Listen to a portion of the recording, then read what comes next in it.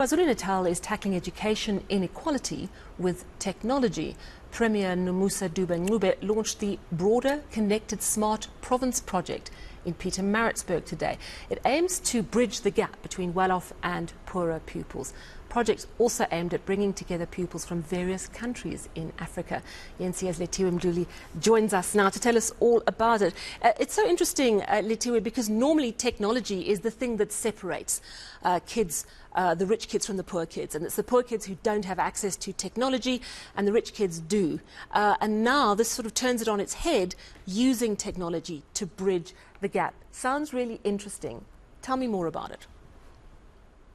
Well, so that's exactly what the Premier is saying in terms of trying to get everyone involved when it comes to the fourth industrial revolution. She is saying that they're trying to give pupils both from urban areas and also rural areas the opportunity to learn about this technology. And of course, during that launch of the Skills Lab, she did emphasize that they are trying to roll out this initiative to all provinces across the country and also to all places in KZN. But of course, there are a few concerns with this initiative, saying that sometimes here in KZN, most schools are situated in rural areas and sometimes they are forgotten.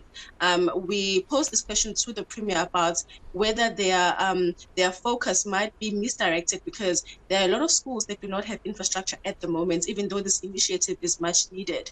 She did say that they do know about those struggles when it comes to the basics like water, electricity, and also the infrastructure at schools. But what they are going to do with this initiative is try and accommodate everyone and supply those much needed skills to everyone, even those schools in rural areas. And as a way to try and avoid the issues with the lack of basic infrastructure in the schools, these labs will actually use solar power, because also sadly we're dealing with issues with load shedding. So something like this would need electricity to work. So the Premier is saying that they've bypassed that and they've introduced this technology which uses solar power, so that every child out there will have the opportunity to learn these much needed skills, and they will equip them for the future. It's a great initiative, but there are concerns about the fact that this might be misdirected, or government needs to actually focus on more important issues, such as providing these basic needs to schools and also providing books, because we know that there's a shortage of books in schools. Here in KZN as well, there's other issues such as the lack of teachers. We've been speaking to unions over the past year. They have raised the alarm about the fact that there's not enough teachers in schools. That's another issue that government needs to be looking into. But while speaking to the Premier about this initiative and what their aim for this initiative is, this is what she had to say. It's important that our learners learn to read and write, but at the same time, we need to get them ready for the outside world. And the outside world demands that you've got to be technologically, skilled to be able to get into the, job market.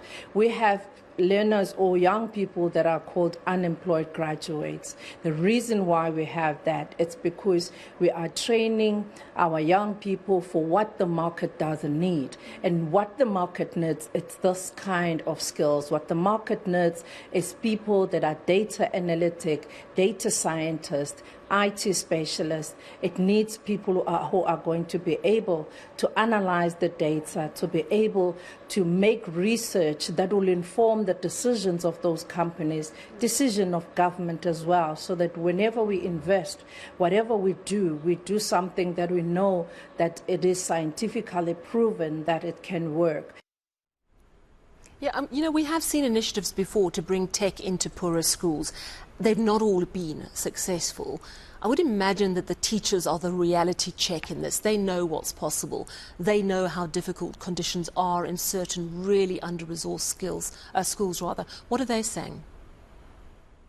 Well, Sally, I actually spoke to Teachers Union SARTU just to get a response and to hear their thoughts on this initiative. Of course, they've welcomed it, saying these skills will help equip the youth of today with much needed skills in the future. But they are concerned about the fact that it might not be available for everyone, because in rural schools, most of the time, teachers there and pupils just need the basics. They need water, they need electricity, something to keep them going on a daily basis. And technology like this one will be welcomed, but how will government sustain it? How will they make sure that there's people that are going to be teaching these learners how to use this technology? Because they haven't actually announced how this is actually going to work out.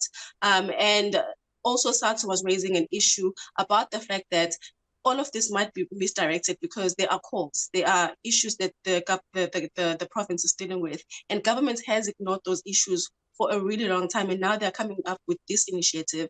And even though they've welcomed this initiative, saying that it's very good for the future, they are worried about those basic needs that are being ignored by government, and are saying that they just need government to explain a bit further on how exactly is this going to work. They're also worried about the fact that rural pupils will be left behind because of the lack of teachers in schools, and also how is this sustainable for the future, especially if you put this lab in a school that lacks this basic infrastructure. While speaking to the secretary here in KZN, Nomarashia Taluza, this is what she had to say.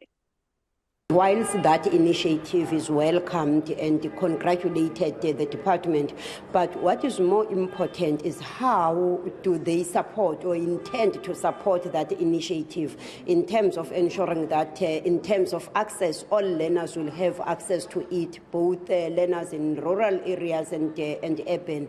But most importantly will be the issue of the infrastructure again in all areas, so that it becomes a choice of the learner to take or not to take. It must not be based on the geographical location of the learner, whether you take it or not. Also coupled with that, besides the issue of infrastructure, we all know the current challenges that we are facing, issues of skills, they need to be supported through the electricity. The load shedding that has become a pandemic itself in South Africa is a problem. How will the department ensure that in all areas there's power? Yeah, I said before I heard the clip that she'd be a reality check. She certainly is. And it's so important to go in eyes wide open so that a project like this can be carefully monitored. And I hope you bring us up to speed on how things are doing in the coming months. Thank you so much. That is eNCA reporter Lethiwe Mdluli coming to us from Durban.